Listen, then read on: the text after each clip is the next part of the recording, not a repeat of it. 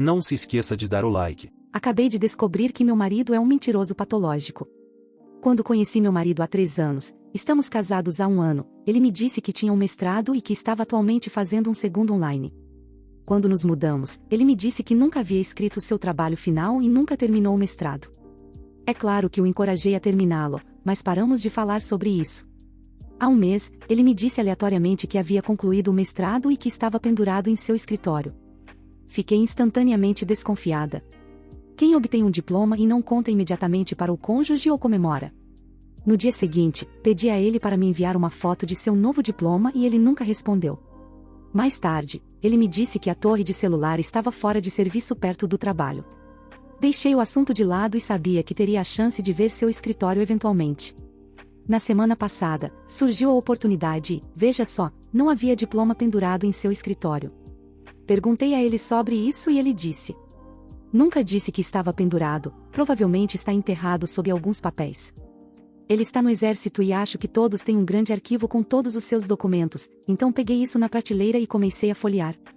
Havia apenas um diploma, e era de bacharel em artes. Havia também um papel com todas as informações dele e também listava apenas o bacharel. Imediatamente, ele me disse que era um erro e que era na verdade um bacharel em ciências e que o diploma de mestrado de seu pai estava com ele. E que o papel estava desatualizado e que era incrivelmente difícil atualizar coisas assim no RH. Quando chegamos em casa, pedi qualquer prova de seu diploma mais recente, qualquer coisa, até um e-mail serviria. Ele não conseguiu me dar nenhuma prova.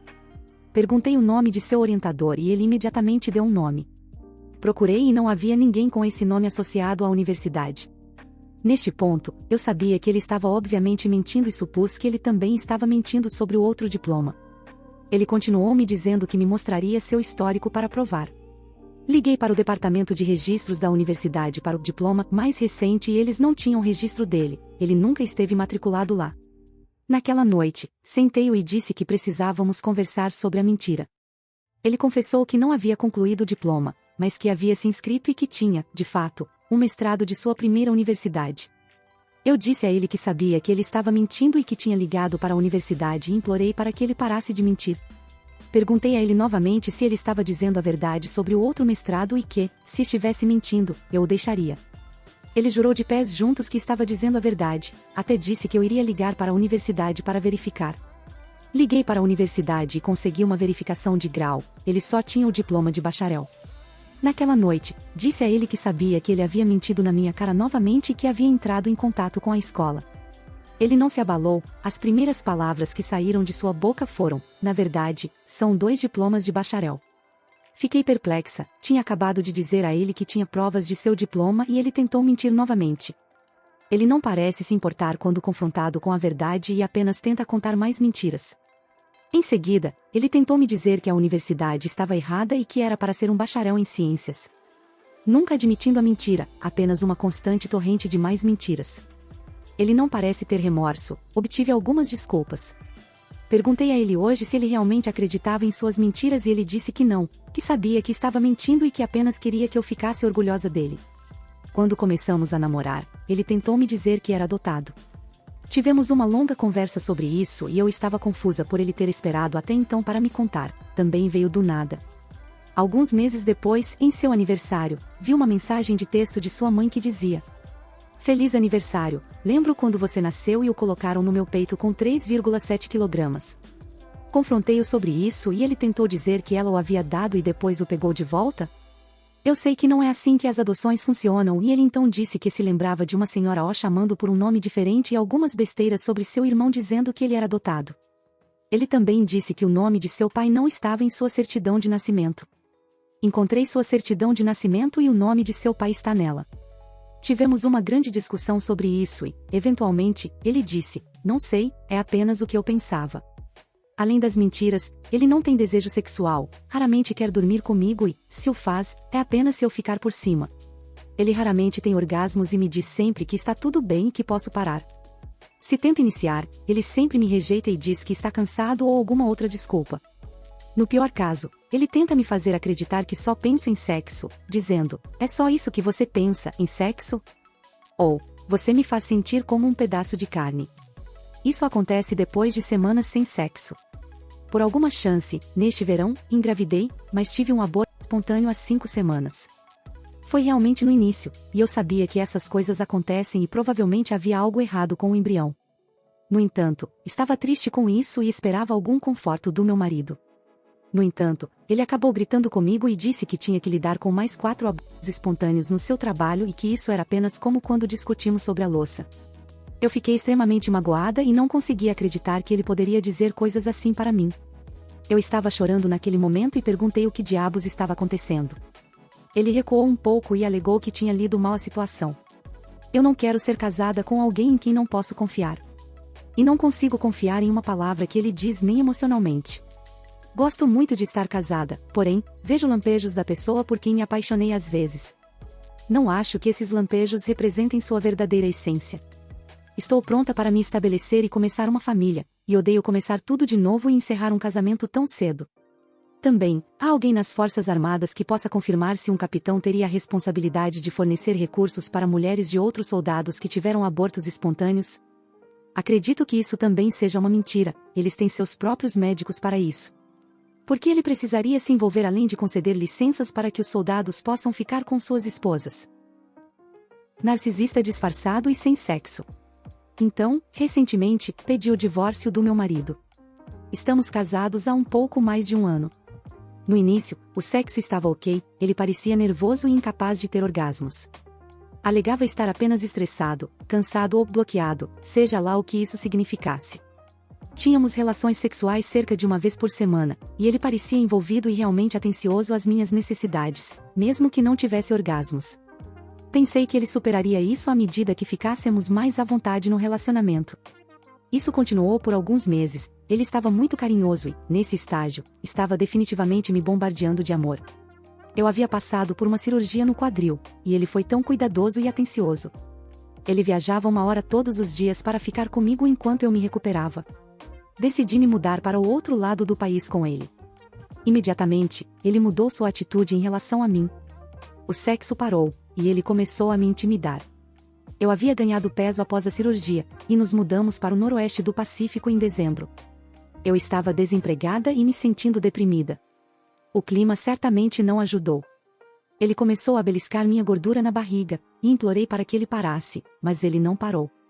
Toda vez que ele me tocava, inevitavelmente sua mão acabava agarrando minha barriga ou cutucando meu umbigo. Eu odiava isso e pedi que parasse, mas ele nunca o fez, o que levou a muitas brigas. Ele insinuou que ficaria mais atraído por mim se eu perdesse peso. Ele também estava insatisfeito por eu estar desempregada, e parecia que essa era a maneira de descontar em mim.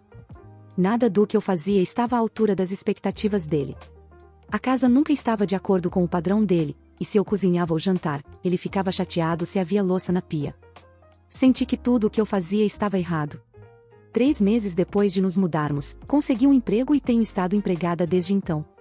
Meu trabalho é realmente físico, e rapidamente perdi 14 quilos durante o verão. Isso não teve efeito em nossa vida sexual. Ele continuou me rejeitando 95% das vezes. Sempre alegava estar muito estressado, muito cansado, com dores nas articulações, sem beber água suficiente, que havia bebido uma cerveja, que faria isso amanhã, nunca fez, que ele não tinha mais 18 anos, ele tinha 27 quando começamos a namorar, que as ereções matinais eram falsas e não funcionavam. As desculpas eram intermináveis, e ele me pedia para parar se eu tentasse iniciar. A constante rejeição realmente mexeu comigo e causou muitas discussões. Ele sempre dizia a mesma coisa, porém, que estava apenas cansado e estressado, e as coisas melhorariam quando ele conseguisse a posição X no trabalho ou houvesse mudanças no trabalho. Mas nunca melhoravam. Ele me dizia coisas como preferiria mulheres realmente em forma, com cabelos castanhos curtos e seios pequenos. Tenho cabelos longos e sou tamanho D.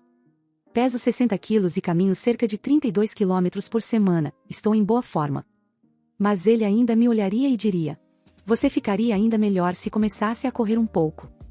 O homem tem pelo menos 18 quilos de sobrepeso e uma barriga de cerveja. Tínhamos relações sexuais cerca de 1 vez por mês, e ele as evitava a todo custo. Mas também fazia muitas piadas de teor sexual como uma forma de compensar sua falta de interesse. Quando ele concordava em fazer sexo, era apenas se eu ficasse por cima. Então ele dizia que eu podia parar, porque ele simplesmente não iria ter orgasmo. Raramente tinha orgasmos, apenas me dizia que estava tudo bem, eu poderia parar. Se eu o estimulasse oralmente, ele tinha orgasmo. Além disso, parece que ele conseguia terminar e se interessar mais pelo sexo quando minha família estava por perto, o que é estranho. Ele também tentava me fazer acreditar que eu só pensava em sexo, e dizia coisas como: "Você me faz sentir como um pedaço de carne." Isso, após passarmos semanas sem sexo. Estou curiosa se isso é um traço de narcisismo dissimulado ou se algum de vocês já passou por algo semelhante. Ele não está me traindo e não tem um problema com pornografia ou masturbação.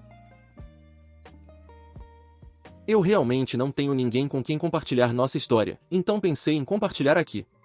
Conheci minha esposa pela internet há mais de uma década enquanto jogava Call of Duty. Conversamos online por meses até decidirmos nos encontrar. Isso foi em 2011, quando os encontros online e reuniões como essa ainda eram considerados um pouco suspeitos, sem o Tinder ou uma cultura de relacionamentos casuais muito difundida, então estávamos extremamente nervosos. Ambos estávamos na casa dos 20 anos, e pessoalmente, eu nunca fui corajoso na minha vida, exceto por isso. Tudo o que eu sabia era que estava indo direto para a casa de um assassino em série. Quando nos encontramos pessoalmente em Illinois, fiquei uma semana com ela e sua família. Ela parecia tão nervosa e fofa desde o momento em que a vi. Ela achava que eu parecia bobo, mas instantaneamente nos demos bem e aproveitamos nosso tempo juntos. Tudo começou cordial e agradável. Todos foram amigáveis comigo, mas eu conhecia a família dela e vi através de tudo desde o início. Sua família era muito abusiva e narcisista, culpando-a por tudo desde a infância. Eles demitiram um terapeuta antes porque o terapeuta teve a audácia de chamá-los para a responsabilidade. Na noite em que eu estava prestes a sair, ocorreu um drama sério enquanto eu estava arrumando minhas coisas, e tudo ficou realmente hostil muito rápido. Sua mãe estava batendo nela, seu irmão a chamava dos nomes mais nojentos, e seu pai realmente não interveio em nada, exceto quando seu filho disse que eu disse algo, o que eu não fiz, e o cara queria me espancar na garagem. Eu era apenas um garoto magro que jogava videogame, e a última coisa que eu queria era levar uma surra de um fuzileiro naval sem motivo algum. Literalmente pensei nisso por 3 segundos antes de dizer a ela para ir para casa comigo. Eu tinha apenas 20 anos, e ela tinha 21, nós não tínhamos ideia do que estávamos nos metendo. Ela pegou o máximo de coisas que pôde em suas malas, tudo isso enquanto estava sendo agredida verbal e fisicamente. Parecia que eles estavam esperando por esse momento para desencadear nela e finalmente jogar seu problema em mim. Deixamos a casa deles em Illinois, e ela nunca disse adeus ao pai, nunca o viu de novo.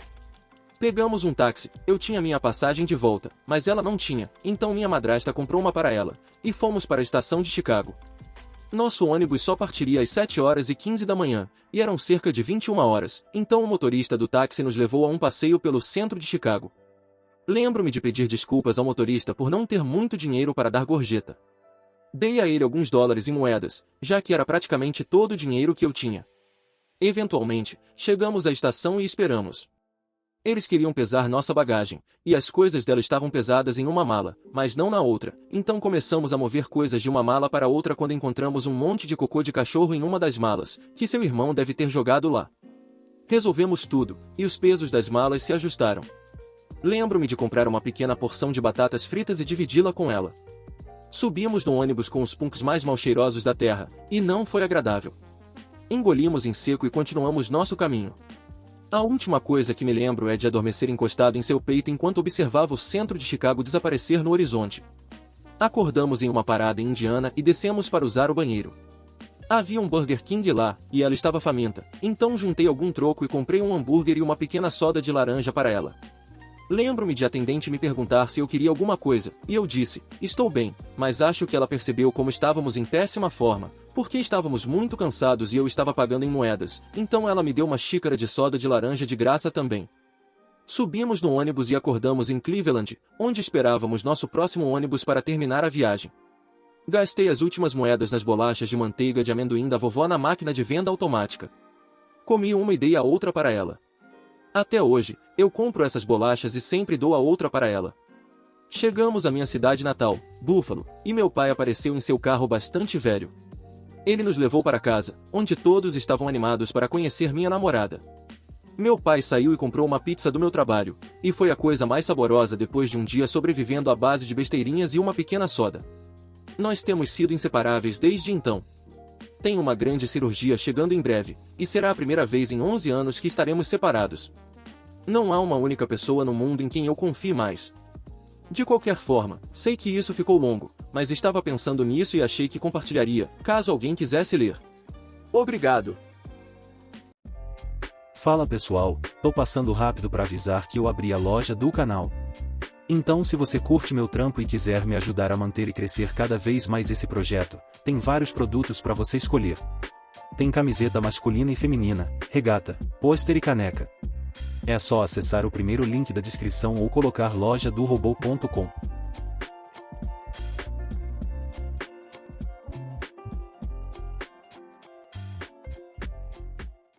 Ter um filho me fez querer o divórcio. Se eu pudesse ter menos atração pelo meu marido, provavelmente eu teria. Tive minha filha no final de julho, então ela tem quase 3 meses. Eu não sei se são os hormônios ou talvez eu estava cega desde o início, ou o quê, mas o nascimento da minha filha me fez sentir, ou talvez perceber, que meu marido não é o partido que eu achava que era quando nos casamos em abril de 2022. Tenho 33 anos. Ele tem 37. Esta é nossa primeira filha. Minha filha é meu mundo. Eu não quero dizer isso de uma maneira de mãe psicótica. Meu bebê merece tratamento especial, mas eu não sabia que poderia amar alguém tanto assim. Meu marido não parece sentir o mesmo. Se ele sente, eu não vejo ou sinto. Não reagimos da mesma maneira à nossa filha. Isso começou na primeira noite em que a trouxemos para casa. Eu fiz uma cesariana. Ele ficou bravo comigo porque ela estava chorando, tarde da noite, e eu não a fiz parar. Ele estava tentando dormir, e ela estava na cama conosco. Aparentemente, eu não fui rápida o suficiente, e ele começa a andar nervosamente pela casa para pegar o leite dela na geladeira. Ele volta, e eu recuso entregar ela a ele por causa de sua atitude. Então eu digo que não sei o que há de errado com ele, e ele diz que é comigo, porque ele está cansado e precisa dormir por causa de toda a viagem que fez entre nossa casa e o hospital. Observação: nossa casa fica a 15 minutos do hospital com trânsito. Então, fiquei acordada a noite toda na primeira noite, alimentando-a, trocando-a, segurando-a e dormindo sentada em uma cadeira de balanço para que ele pudesse dormir. Quando mencionei isso na manhã seguinte, a resposta dele foi: você escolheu fazer isso. Eu não te disse para fazer isso. Se ela chora, eu pergunto o que está errado e como a mamãe pode consertar isso. Obviamente, não espero que ela responda, mas acredito em palavras e tons positivos, especialmente quando um bebê chora. Meu marido zomba dela. Ele me diz frequentemente que ela é mimada porque não consegue decidir o que quer.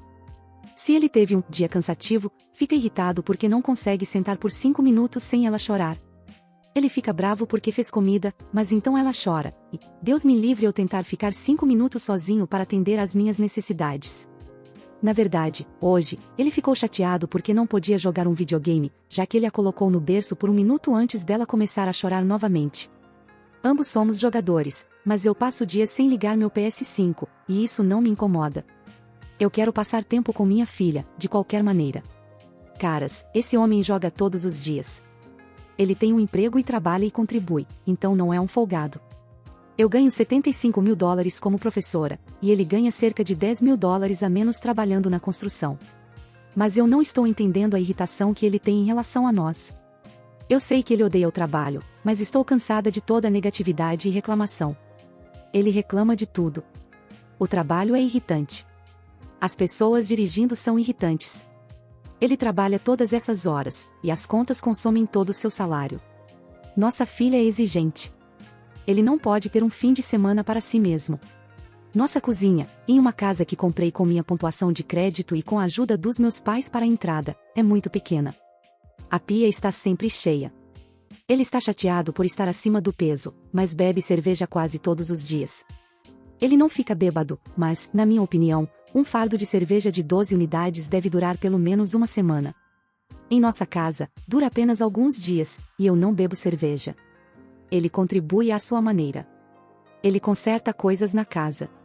Ele faz a maioria das refeições. Ele colocou a cerca em nossa casa. Mas ele não se lembra de nenhuma das consultas médicas da nossa filha.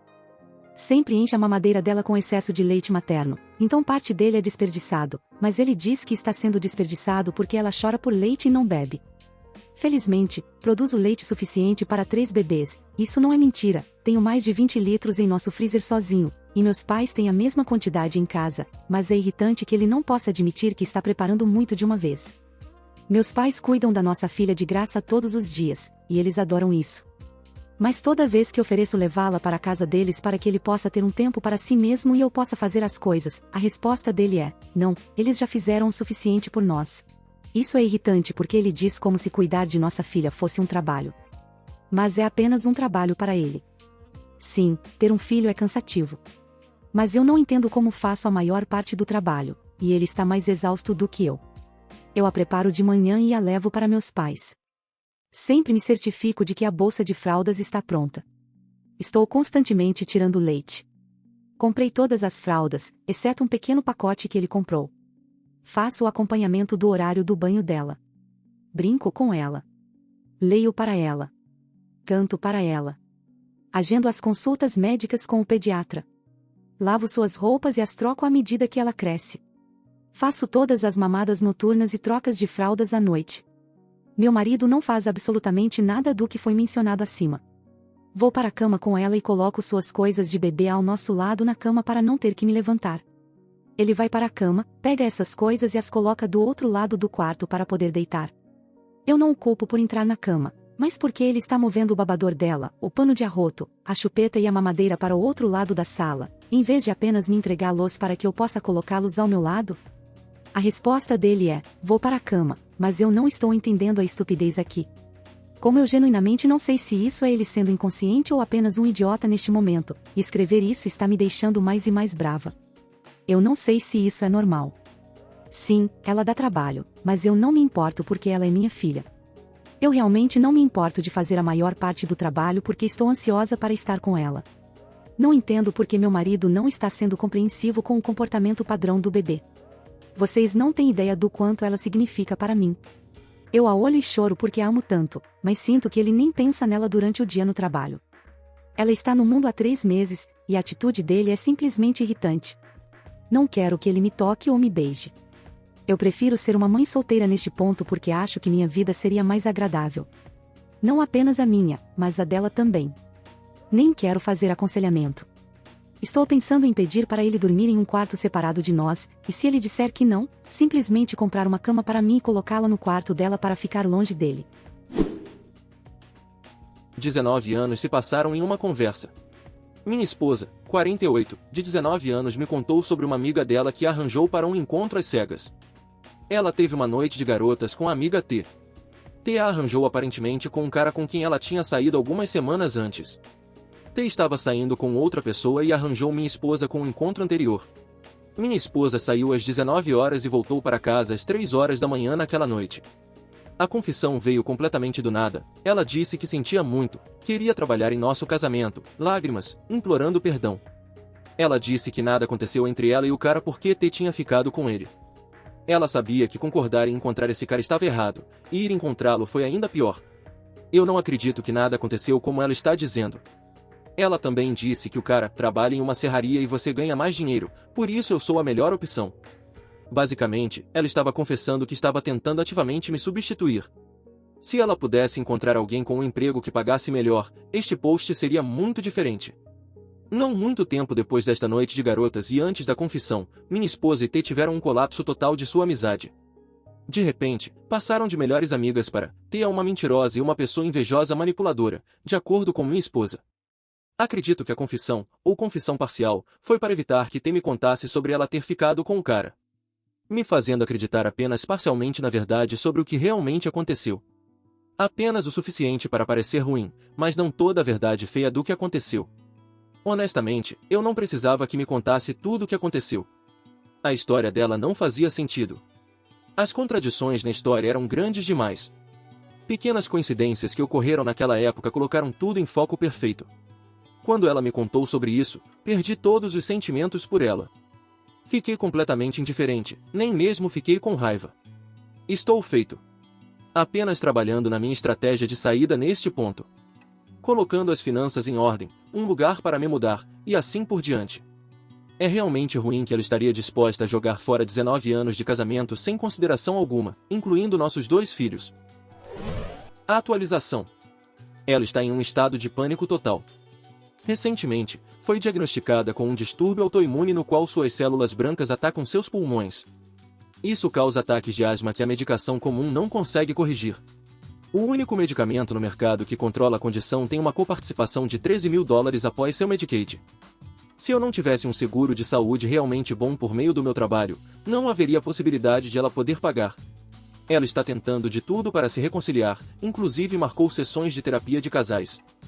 Passamos por 2 sessões e meia. Isso explica porque ela foi parcialmente sincera e quer consertar as coisas. A terapia de casal correu como eu imaginava. Cada sessão foi toda sobre tudo que eu tinha feito de errado. Sempre. Incluindo o fato de eu trabalhar 50 horas por semana para sobreviver, porque ela tem uma deficiência parcial e não trabalha. Não estou dizendo que sou perfeito de forma alguma. Tudo foi trazido à tona, incluindo nossos 2 filhos. Bem, exceto que fui informado de que mencionar a noite de encontros dela estava fora dos limites. Aproximadamente na metade da 3ª sessão, a terapeuta olhou nos olhos e perguntou: se você tem um radar de alta potência para detectar o que todos os outros estão fazendo de errado, aponte esse radar para si mesmo e me diga o que você faz de errado. O proverbial ventilador foi atingido. Minha futura ex-esposa começou a gritar com a terapeuta e queria saber por que ela estava atacando-a quando estamos lá para que ela possa me consertar. Após alguns minutos de discussão, minha futura ex-esposa saiu chorando. A terapeuta me disse que minha futura ex-esposa me odeia profundamente e não acha que este casamento possa ser salvo. Basicamente, minha resposta foi sim e não. Informei a terapeuta que aprecio o tempo dela, mas que não voltaremos. Ela me ofereceu terapia individual. Informei a ela que provavelmente farei no futuro e prossegui para falar sobre o tópico tabu. Não surpreendentemente, não a surpreendeu e confirmou sua suspeita. Dizer que tenho estado em piloto automático quando estou em casa. Refiro-me a isso como casa porque não é mais um lar. Mudei para o quarto de hóspedes. Na minha opinião, posso estar casado, mas não tenho mais uma esposa. Se ela não precisasse de uma boa cobertura de seguro médico, ela ainda estaria à procura. Não preciso rastrear T para obter toda a história. Moro em uma pequena comunidade com menos de 900 habitantes. Faço a viagem diária para trabalhar em uma cidade maior.